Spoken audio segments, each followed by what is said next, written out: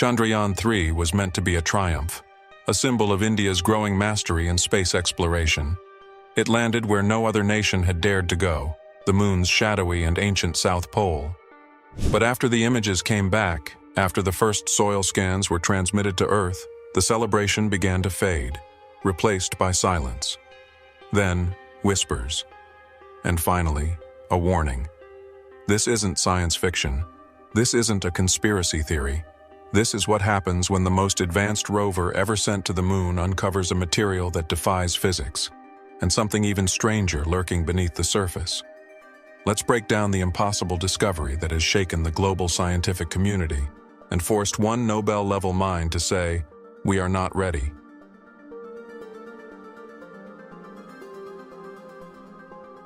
When India's space agency ISRO launched Chandrayaan-3, it wasn't just another lunar mission.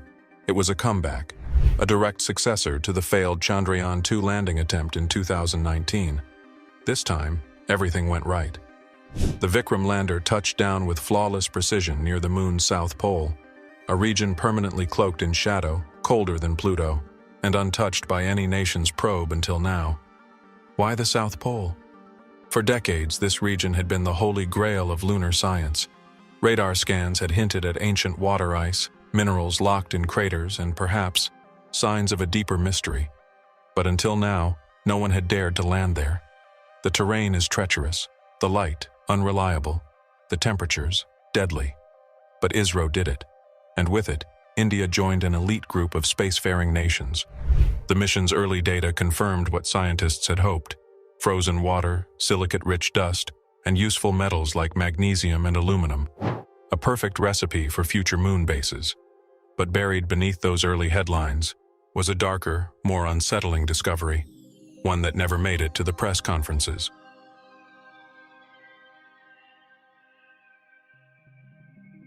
As the Pragyan rover rolled across the powdery regolith, it began scanning the moon's surface with state-of-the-art spectrometers.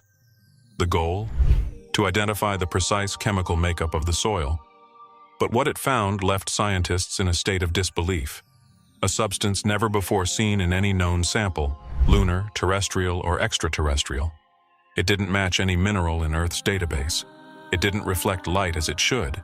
It seemed to absorb electromagnetic radiation, even bending it in unpredictable ways. One engineer described it as a sponge for energy. Michio Kaku called it a terrifying anomaly. Why? Because if this substance formed naturally, then it means our entire understanding of material science is wrong. But if it didn't form naturally, that means someone, or something, placed it there. This discovery alone would be enough to spark international crisis talks. But it was only the beginning.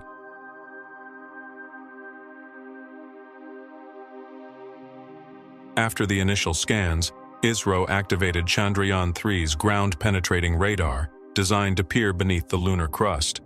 What it found sent shockwaves through mission control. Beneath the rover's wheels, several meters down, a massive hollow void was detected. But it wasn't random.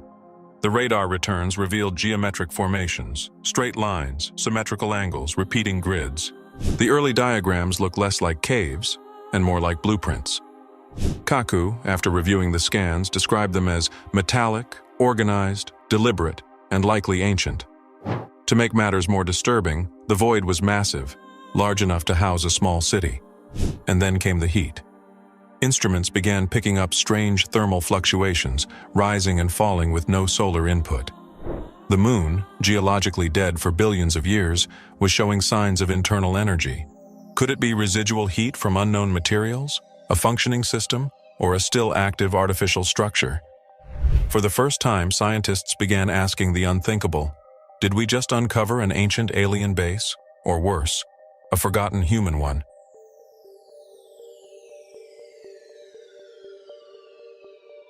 In the days following the underground scans, the Pragyan rover began to behave erratically. It stopped responding to commands. It sent back corrupted data packets. Its movement, once steady, became unpredictable. ISRO officials attributed this to mechanical stress, but off the record, insiders were not convinced. One anonymous engineer claimed the rover's malfunctions began precisely when it passed over the deepest part of the anomaly. Another suggested the unknown material may have created electromagnetic interference, disrupting the rover's systems. And then came the silence. Pragyan stopped transmitting. This was not just a hardware failure. It was a mystery layered on a discovery layered on a warning. If what lies beneath the moon's south pole is ancient and still active, then every step we take may be triggering a system we do not understand. Michio Kaku has now called for a global coalition, urging that no nation act alone in exploring the anomaly. He warns, "We may have just awakened something not meant to be touched."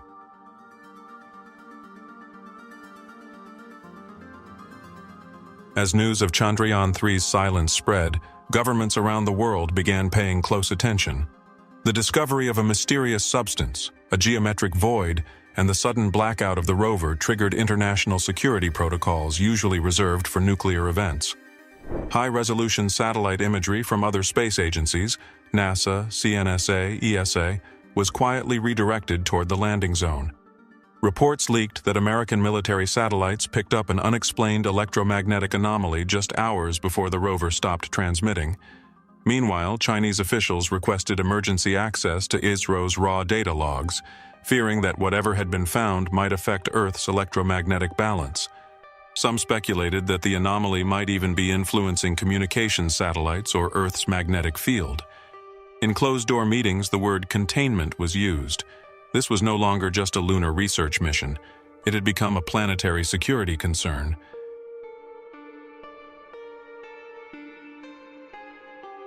In a twist no one saw coming, a team of independent archaeologists and astrophysicists compared the radar scan geometries with ancient Vedic star maps. The results? The underground grid beneath the moon's south pole bore a strange resemblance to sacred geometrical patterns found in ancient Indian texts, specifically mandalas believed to encode cosmic knowledge. Could this be coincidence, mathematical convergence, or something much deeper?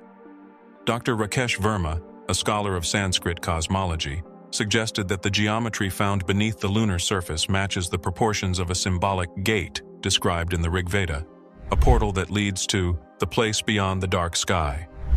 While mainstream science remains skeptical, the similarities are now fueling a growing movement among philosophers and physicists alike. That ancient civilizations may have known something about the moon's true nature, something we're only just now rediscovering.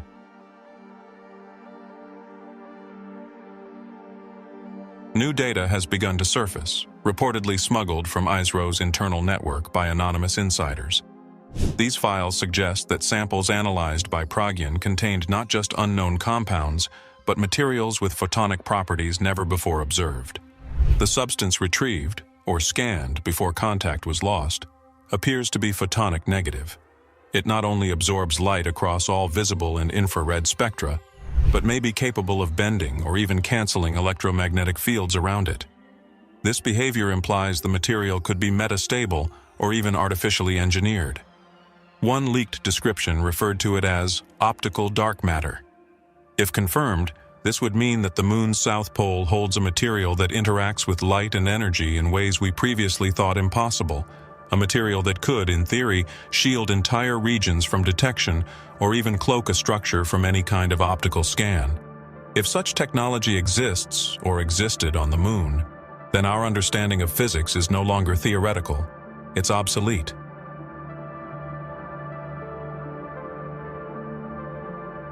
With the world watching and Chandrayaan 3 now silent beneath the shadows, the most terrifying question is not what we've found, but what happens next.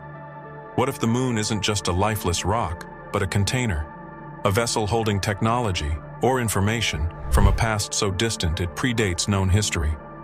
What if our probes, in their curiosity, have begun to unlock something that was never meant to be accessed again? What if the silence from Pragyan isn't a failure, but a warning? Michio Kaku's recent interview ended with a single chilling sentence.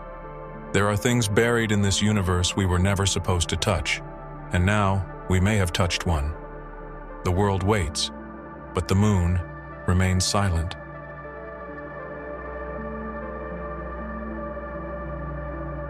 Chandrayaan 3 was supposed to be a scientific milestone, a symbol of progress, a flag planted not in arrogance but in hope. And yet, What it uncovered may not be a triumph, but a threshold.